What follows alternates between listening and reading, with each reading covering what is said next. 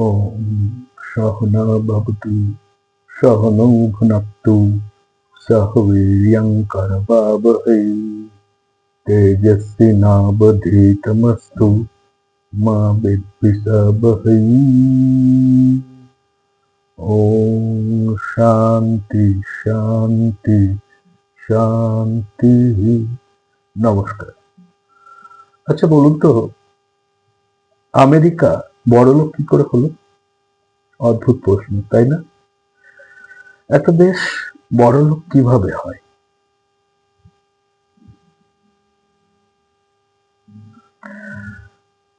খুব সহজ উত্তর এইভাবে আমরা বলতে পারি যে দেশের যদি উর্বরা জমি থাকে, ভালো চাষাবাদ হয়, দেশের ইন্ডাস্ট্রিতে যদি ডেভেলপমেন্ট হয়, সেখানে প্রচুর লোক কাজ করছে, করে উপার্জন করছে, যারা কৃষিকাজ করছে তারা ভালো ফসল ফলাচ্ছে, তার ভালো দাম পাচ্ছে, আর তার সঙ্গে কিছু লোক আছে তারা বড় বড় কোম্পানিতে সার্ভিস সেক্টরে কাজ করছে। আর এই যে বড় বড় ইন্ডাস্ট্রি, যারা বিভিন্ন জিনিস বানাচ্ছে, ম্যানুফ্যাকচারিং ইন্ডাস্ট্রি, তারা সেগুলো দেশের বাজারে বিক্রি করে মুনাফা কামাচ্ছে, এক্সপোর্ট করছে, মানে অন্যান্য দেশে রপ্তানি করছে, সেখান থেকে অনেক কামাই হচ্ছে। এইভাবেই তো একটা দেশ বড়লোক হয়, তাই না? রং। আমেরিকা কিন্তু ওভাবে বড়লোক হয়নি। অন্য সমস্ত দেশের মতো আমেরিকাও কিছুটা বড়লোক নিশ্চয় এভাবে হয়েছে, কিন্তু আমেরিকার বড়লোক হওয়ার পেছনে কিন্তু অন্য একটা বড় রিজন আছে, কারণ আছে, এবং সেটাই হয়তো মুখ্য কারণ। প্রথম বিশ্বযুদ্ধ এবং দ্বিতীয় বিশ্বযুদ্ধ, আপনারা যদি ইতিহাসটা দেখেন, দেখবেন আমেরিকা কিন্তু সেভাবে এই দুটো বিশ্বযুদ্ধে অংশগ্রহণ করেন, সেভাবে করেন। শুধু একটাই রেফারেন্স আপনি পাবেন, যেটা অবশ্য বিশাল বড় একটা রেফারেন্স, সেটা হচ্ছে ওই যে জাপানি সেনা তাদের ওই পার্ল হারবার, সেখানে যখন ওই বোমা ফেললো, তারপর তারা কি করলো, জাপানের দুটো শহরকে বোমা মেরে, পারমাণবিক বোমা মেরে উড়িয়ে দিল, হিরোশিমা আর নাগাসাকি। সেখান থেকে একটা বড় শক্তিধর দেশ হয়ে উঠল আমেরিকা। প্রথম বিশ্বযুদ্ধ এবং দ্বিতীয় বিশ্বযুদ্ধের কনটেক্সটে যদি আপনারা দেখেন, এখানেই আপনারা কিন্তু আমেরিকার নামটা পাবেন, এখানেই আমেরিকা জড়িয়ে যাওয়া। কিন্তু সেই অর্থে যদি দেখেন দুটো মূল প্রতিপক্ষ কে ছিল প্রথম বিশ্বযুদ্ধ এবং দ্বিতীয় বিশ্বযুদ্ধ দুটো ক্ষেত্রে, তাহলে দেখবেন একদিকে ছিল অক্ষ শক্তি আর একদিকে ছিল মিত্র শক্তি। মিত্র শক্তিকে লিড করত, নেতৃত্ব দিত গ্রেট ব্রিটেন, মানে আমাদের ব্রিটিশ সরকার, তখন তো ভারত পরাধীন। তো সেই পরাধীনতার জায়গা থেকে ভারতও মিত্র শক্তির ছিল, আর উল্টো দিকে ছিল অক্ষ শক্তি। অক্ষ শক্তিতে মূল প্রতিপক্ষ কে ছিল? জার্মানি, অবিভক্ত জার্মানি এখনকার মতো। তার সাথে ছিল জাপান। এদিকে মিত্র শক্তির আরেকজন সাথী ছিল রাশিয়া, যদিও রাশিয়াও সেইভাবে সবসময় যে অংশগ্রহণ করেছে এরকম নয়। ফ্রান্স ছিল। তো যাই হোক, যে কথা বলছিলাম, আমেরিকা কি করেছে? আমেরিকা তাদের ডিফেন্স ইন্ডাস্ট্রিকে শক্ত করেছে। যুদ্ধের প্রয়োজনীয় জিনিস বানিয়েছে আর বিক্রি করেছে দুপক্ষকে, মূলত মিত্র শক্তিকে এবং কখনো কখনো অক্ষ শক্তিকেও। মোদ্দা কথা, যুদ্ধ করে শক্তি অপচয় করেছে, অর্থ অপচয় করেছে অক্ষ শক্তি আর মিত্র শক্তি। উল্টো দিকে আমেরিকা মুনাফা করেছে অস্ত্র বিক্রি করে।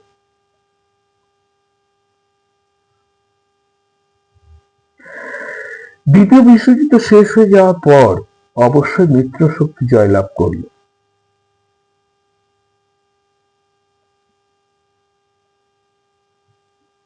ব্রিটিশ সরকার মানে গ্রেট ব্রিটেন এবং ফ্রান্স এবং রাশিয়া, এরা হলো জয়ী পক্ষ।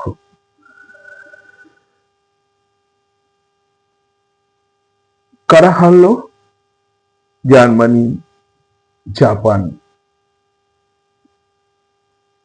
কিন্তু আপনারা যদি দ্বিতীয় বিশ্বযুদ্ধ শেষ হয়ে যাওয়ার পরের পটভূমিগুলো দেখেন, সেই সময়ের ইতিহাস নিয়ে একটু ঘাটাঘাটি করেন, দেখবেন যুদ্ধ শেষ হয়েছে, দেশ জিতেছে, কিন্তু ব্রিটিশ সরকার তারা কিন্তু ভীষণ রকম সঙ্গীন অবস্থায় পড়েছে। শক্তি কমেছে, অর্থ কমেছে, একটা বড় বিশ্বযুদ্ধ লড়ার ফল। সেই জায়গা থেকে এই এশিয়ার একটা বড় অংশ যেখানে তারা রাজ করত, অধিকার করে রেখেছিল, তাদের অধিকাংশই ছেড়ে ছুড়ে দিয়ে চলে যেতে বাধ্য হয় তারা।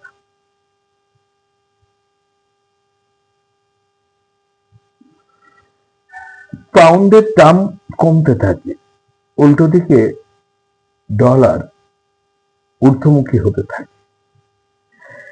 সেই আমেরিকার উত্থান শুরু। তার মানে আমেরিকার বড়লোক হওয়ার পেছনে তার ডিফেন্স ইন্ডাস্ট্রির একটা বড় ভূমিকা আছে। কিন্তু এটাই সবটা নয়। এবার আমি আপনাকে নিয়ে যেতে চাই 70-এর দশকে, 1971-72 এই সময়।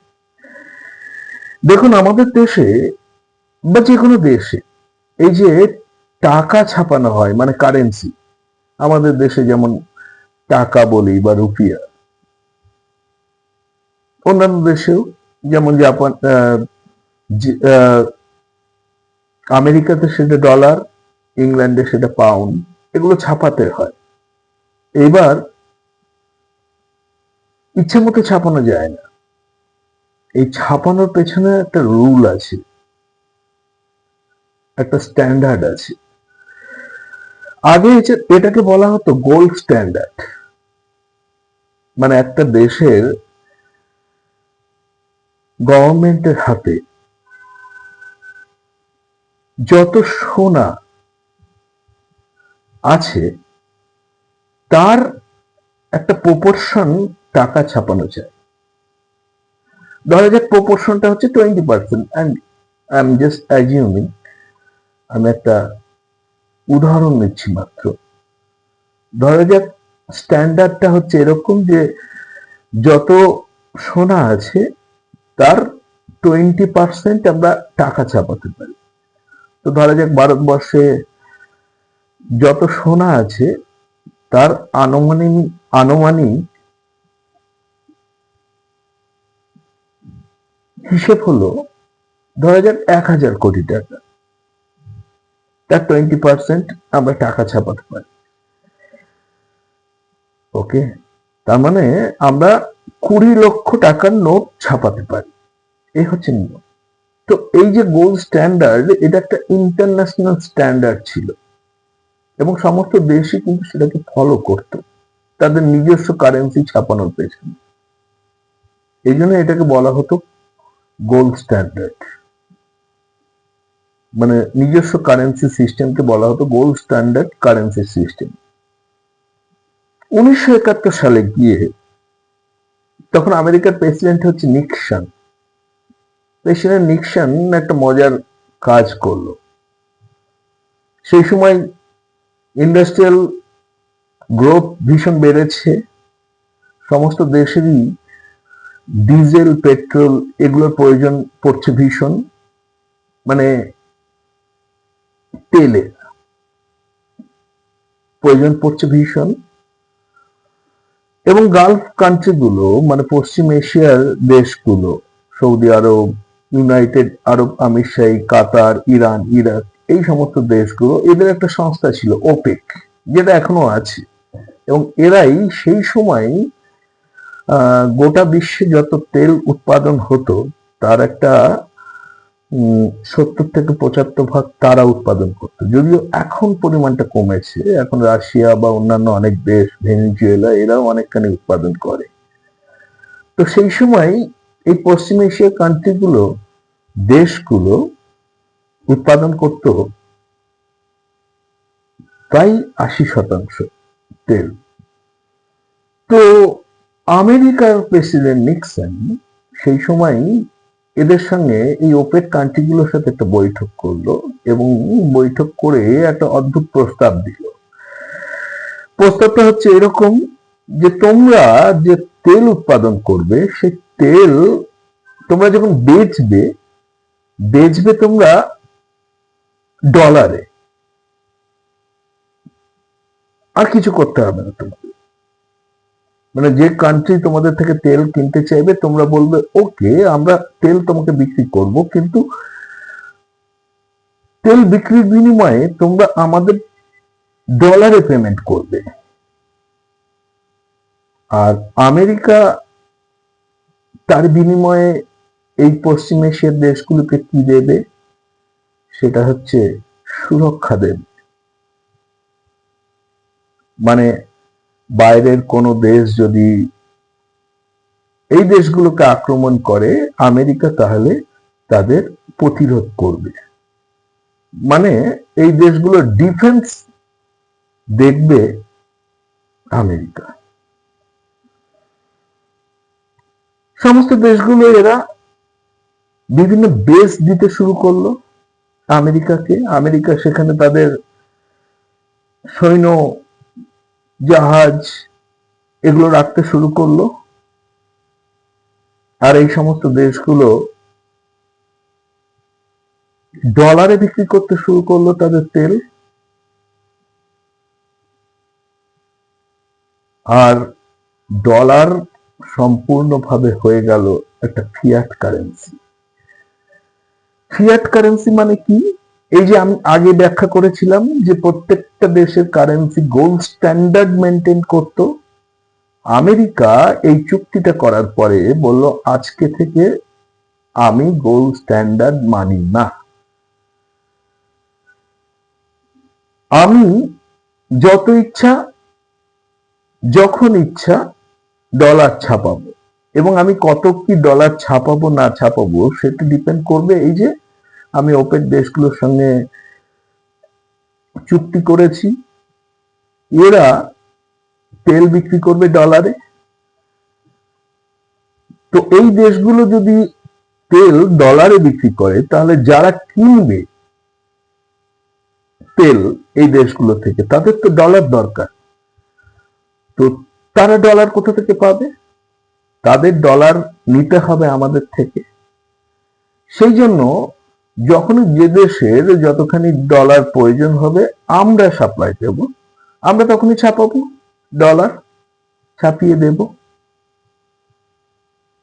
এটাকে বলে পেট্রো ডলার সিস্টেম। আমেরিকা এই জায়গা থেকে এইটা শুরু করলো। আমেরিকার বড়লোক হওয়ার শুরু কিন্তু সেই দিন থেকে।